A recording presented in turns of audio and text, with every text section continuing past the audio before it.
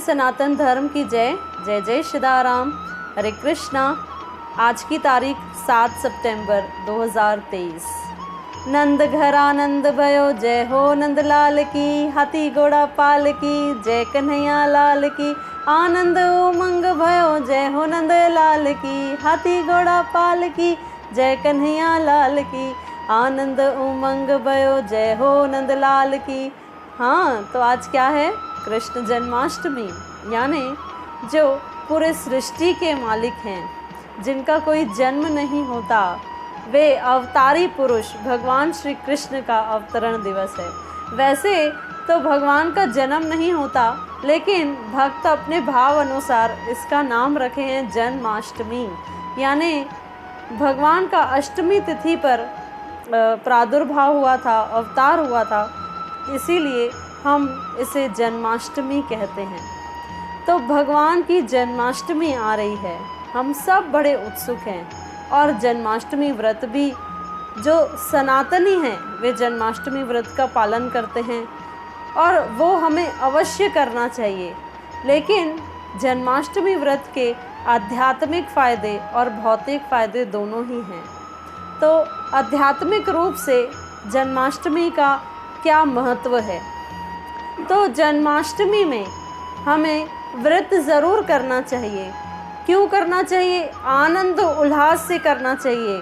उसके बाद अपने घर में उत्सव मनाना चाहिए, बाल गोपाल का अभिषेक करना चाहिए, उनकी आरती करनी चाहिए और नृत्य भी करना चाहिए भगवान के आगे। ऐसा नहीं, व्रत ये नहीं होता कि हमने खाने पीने पर कंट्रोल कर लिया, अन्न नहीं खाया तो व्रत हो गया। नहीं, भगवान से रिश्ता जोड़ा जाता है जन्माष्टमी के दिन। जैसे जब भगवान ने ब्रज में जन्म लिया था, तो जैसे हमने बताया नंद घर आनंद भयो, तो किसी ने ये नहीं कहा नंद घर लाला भयो, नहीं, नंद घर आनंद भयो। तो वे सच्चिदानंद स्वरूप भगवान श्री कृष्ण स्वयं आ रहे हैं। तो इसीलिए जैसे पूरे ब्रजवासियों ने आनंद उल्लास से उस महोत्सव को मनाया था, जन्माष्टमी महापर्व को मनाया था, जैसे ही भगवान वहाँ आए थे, तो वैसे ही हम सबको भी बड़े बड़े ही आनंद और उल्लास से भगवान के सामने कीर्तन करते हुए, भगवान के सामने नृत्य करते हुए इस जन्माष्टमी उत्सव को मनाना चाहिए। जन्माष्टमी उत्सव मनाने से हमारा जो शाश्वत संबंध है भगवान से, वो स्थापित होता है। तो आध्यात्मिक रूप से देखा जाए तो भगवान स्वयं भगवद गीता में बताए हैं कि ममे वांशो जीव लोके जीव भूत सनातन। हम भगवान के अंश हैं सनातन काल से, और इसी भगवान के साथ हमारा शाश्वत संबंध है। तो ये जन्माष्टमी पर्व पर हमें उस संबंध को स्थापित करना चाहिए।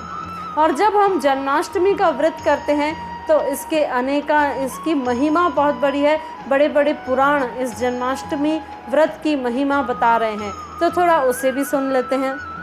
ब्रह्मवैवर्त पुराण में धर्मराज सावित्री से कहते हैं कि जो मनुष्य शरीर में जन्म लेता है और अगर वो एक भी जन्माष्टमी का व्रत कर लेता है, तो उसके पिछले 100 जन्मों के पाप नष्ट हो जाते हैं। एक जन्म में पिछले 100 जन्मों के पाप नष्ट हो जाते हैं, धर्मराज कह रहे हैं। फिर भविष्योत्तर पुराण में भगवान श्री कृष्ण युधिष्ठिर महाराज से कह रहे हैं कि जो इस जन्माष्टमी व्रत का पालन करता है, उसको 20 करोड़ एकादशी व्रत करने का फल मिलता है। 20 करोड़ एकादशी जो हम अपने जीवन में एक जन्म में तो नहीं कर पाएंगे, उसका फल हमें सिर्फ एक जन्माष्टमी व्रत से मिल जाता है। लेकिन जन्माष्टमी व्रत को करने की भी कुछ नियम पालन करने चाहिए। क्या नियम पालन है, ज़रा उसे भी सुनते हैं। लेकिन जन्माष्टमी की महिमा देखो, भगवान कितनी बड़ी महिमा बता रहे हैं, है ना। 100 जन्मों के पाप नष्ट हो जाएंगे, उसके बाद 20 करोड़ एकादशी का फल मिलेगा। लेकिन ये भी कहा गया है, ब्रह्मा जी ने ये भी कहा है कि जो जन्माष्टमी व्रत का पालन नहीं करता, यानी जो जन्माष्टमी के दिन अन्न ग्रहण करता है, वे नरकों में वास करते हैं। तो हमें, अगर हम सनातनी हैं, भगवान के भक्त हैं, तो हमें जन्माष्टमी व्रत का ज़रूर पालन करना चाहिए। अब जन्माष्टमी के दिन कब, कैसे, क्या करें? तो जन्माष्टमी के दिन हमें ब्रह्म मुहूर्त में उठना चाहिए। ब्रह्म मुहूर्त में उठ के हमें भगवान के मंत्र का जाप करना चाहिए। तो किस मंत्र का जाप करना चाहिए? वैसे तो भगवान श्री कृष्ण जब कलयुग में आए थे चैतन्य महाप्रभु के रूप में, तो उन्होंने कलयुग का महामंत्र दिया था, वो है हरे कृष्णा कृष्ण कृष्णा हरे हरे, हरे राम राम राम हरे हरे। तो हमें उस व्रत का उस मंत्र का जाप करना चाहिए। लेकिन जन्माष्टमी के लिए एक और मंत्र जो भागवत महापुराण में बताया गया है, उसका हमें अवश्य जाप करना चाहिए, जिससे हमारे समस्त क्लेश नाश हो जाते हैं, भगवान सब मंगलमय बना देते हैं। क्यों? क्योंकि भगवान शुभदा हैं, ऑल ऑस्पिशियस। जहाँ भगवान है वहाँ सब शुभ ही शुभ है। तो ओम कृष्णाय वासुदेवाय हरे परमात्मने प्रणत कलेश नाशाय गोविंदाय नमो नमः। इस मंत्र का हमें अवश्य जाप करना चाहिए जन्माष्टमी के दिन। इस मंत्र की बड़ी महिमा बताई गई है। तो ब्रह्म मुहूर्त में उठ के अवश्य ही हमें सुबह उठते से ही, वैसे तो डेली हमें उठते से भगवान के सत्संग से जुड़ना चाहिए, भगवान की वाणी से जुड़ना चाहिए। लेकिन ठीक है, हम ग्रस्त हैं, सब अपनी लाइफ में बिज़ी हैं, लेकिन जन्माष्टमी के दिन हमें ये ज़रूर ध्यान रखना है कि हम सुबह उठ के भगवान के मंत्र का जाप करें। उसके बाद व्रत का पालन कैसे करना है? तो इस व्रत में हम दूध, जूस, फल, फ्रूट खा सकते हैं बिना नमक डाले। इस व्रत में हमें कोई भी अन्न चावल नहीं ग्रहण करना है। उसके बाद कोई नमकीन चीज़ें भी नहीं लेनी हैं। हाँ, जो वृद्ध हैं, जिन्हें कुछ बीपी शुगर की बीमारी है, तो वे आलू, साबूदाना ये सब खा सकते हैं। लेकिन जो सामर्थ्यवान हैं, जो व्रत कर सकते हैं, उन्हें केवल फल और दूध, इन सब पर ही अपना व्रत रखना चाहिए। उसके बाद व्रत का जो दूसरे दिन, वैसे तो कई भक्त क्या करते हैं, जब भगवान का जन्म हो जाता है रात को 12 बजे, वैसे इस बार भगवान के जन्म की जो समय है वो रात को 12:02 से रात के 12:48 तक है।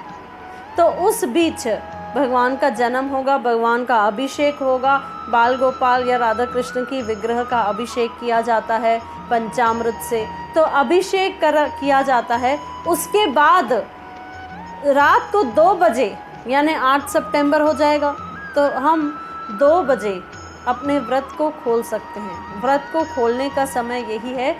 8 सितंबर हो जाएगी तो रात को 2 बजे हम व्रत को खोल सकते हैं।